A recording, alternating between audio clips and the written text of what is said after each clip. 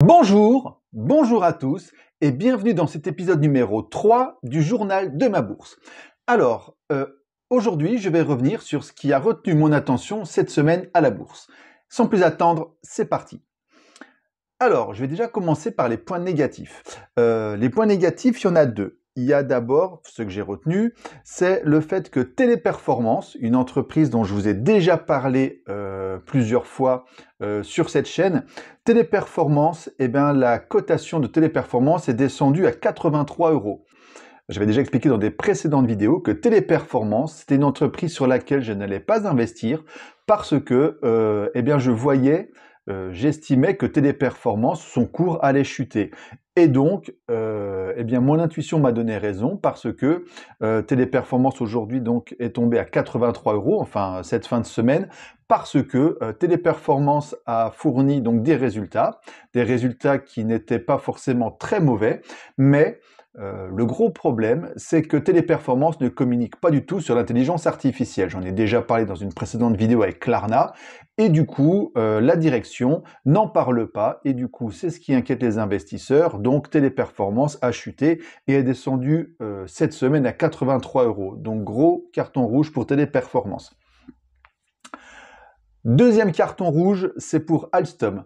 Alstom continue à décevoir et ses récentes mauvaises performances font que Alstom va donc sortir du CAC 40 la semaine prochaine. Donc c'est Accor qui va rentrer et donc Alstom va sortir. Donc voilà, j'avais déjà aussi parlé de Alstom, notamment dans ma vidéo sur les entreprises que je ne choisissais pas parce qu'elles étaient détenues ou gérées ou dirigé en partie par l'État, donc Alstom en faisait partie, et on voit que Alstom chute, là on doit être entre 10 et 12 €, je ne sais plus exactement, ça varie, et donc Alstom va quitter le CAC 40. Donc voilà, deuxième carton rouge de la semaine pour Alstom. Les points positifs que j'ai retenus, il y en a plusieurs, c'est très intéressant.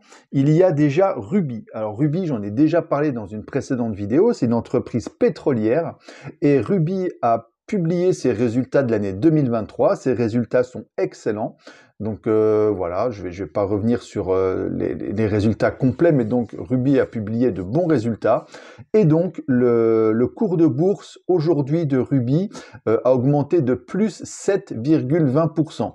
Donc voilà, c'est une très bonne performance, ce sont de très bonnes nouvelles. Et moi, Ruby, c'est une de mes lignes dans mon PEA, une grosse ligne. J'avais vendu une partie de mes actions Total Energy pour investir sur Ruby, quand Total était au plus haut et quand Ruby était descendu, enfin était assez basse, pour justement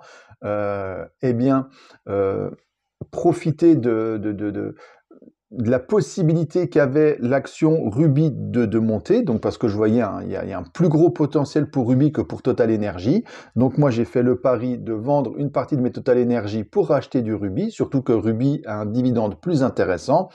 Et donc j'ai été bien inspiré parce que là, je crois que Ruby, depuis que j'ai investi, je suis à plus 20%, alors que mes totales sont à quelques pourcents, elles ont baissé.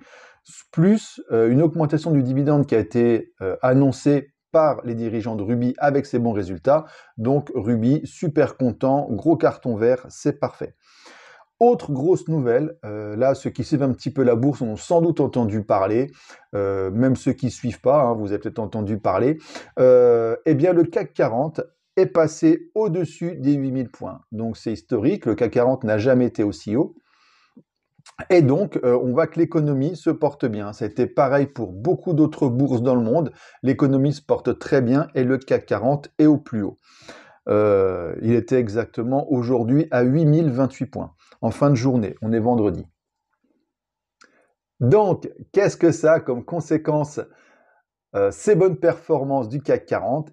Tout simplement que mon PEA est au sommet. C'est-à-dire que déjà la semaine dernière, j'expliquais que mon PEA se portait très bien grâce justement aux plus-values latentes que j'avais.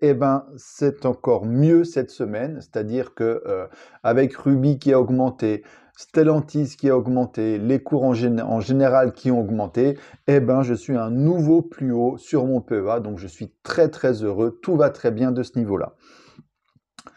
Par contre, je me pose maintenant une question, c'est-à-dire que la saison des dividendes va arriver, et du coup, bah, comme le marché est très haut, eh ben, je me pose la question de savoir que faire. Est-ce que je réinvestis tout de suite mes dividendes, parce que mes dividendes sur mon PEA, ils vont être versés sur le compte de liquidité, et donc je ne peux pas les retirer. De toute façon, ce n'était pas ma stratégie. Ma stratégie à moi, c'était de les réinvestir pour continuer à faire travailler mon argent. Mais du coup, vu que tout est en hausse et tout se porte très bien, hormis quelques valeurs que j'ai déjà parlé, bon, certaines, voilà, je ne vais pas m'y attarder. La question est de savoir, c'est qu'est-ce que je fais de ces dividendes? Est-ce que je les garde sous le coude pour investir quand le CAC va redescendre, et du coup, est-ce que je rachèterai des actions que j'ai déjà, mais à un prix plus intéressant? Donc, par exemple, Air Liquide, non, Air Liquide, je pourrais pas, je l'ai sur un compte à part. Mais par exemple, est-ce que si LVMH baisse, eh ben, j'utilise ce que j'ai pour en racheter? Est-ce que si Veralia ou d'autres entreprises baissent, ou est-ce que j'en profite pour acheter d'autres entreprises? Je ne sais pas. Donc la question c'est, est-ce que je garde mes dividendes en attente pour éventuellement une prochaine baisse en 2024 et investir à ce moment-là? Ou alors, est-ce que je les réinvestis tout de suite sans plus attendre pour faire travailler cet argent et tout de suite racheter des nouvelles actions directement ce mois-ci, enfin au mois d'avril, quand les dividendes seront posés?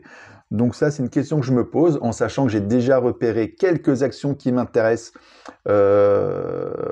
avec ces dividendes. Je pense notamment à ST Microelectronics, parce que j'ai vu que le cours était stable ces derniers mois, donc il n'est pas sur un plus haut, donc je pense que ST Microelectronics pourrait monter, donc je vais peut-être investir sur ST Microelectronics. Je me pose des questions avec GTT. GTT, c'est une entreprise de transport de gaz naturel liquéfié avec des gros bateaux. Donc GTT a publié d'excellents résultats. Il y a des bonnes perspectives sur cette entreprise. Donc je me pose la question si je vais investir sur GTT. Ou il y en a deux autres encore qui m'intéressent, c'est Edenred et Accor. Donc voilà, donc Edenred et Accor. Est-ce que je m'intéresse aussi à ces deux entreprises? C'est de la consommation, Accor c'est les hôtels et Edenred c'est de la restauration. Donc c'est pareil, les cours sont assez intéressants. Je pourrais aussi investir parce qu'il y a sans doute du potentiel encore.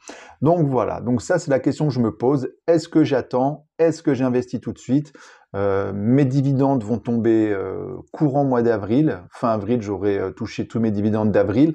Donc je verrai à ce moment-là, ça sera dans à peu près 6 semaines. Donc je verrai si d'ici là l'euphorie continue sur les marchés et si le CAC 40 continue à bien se porter.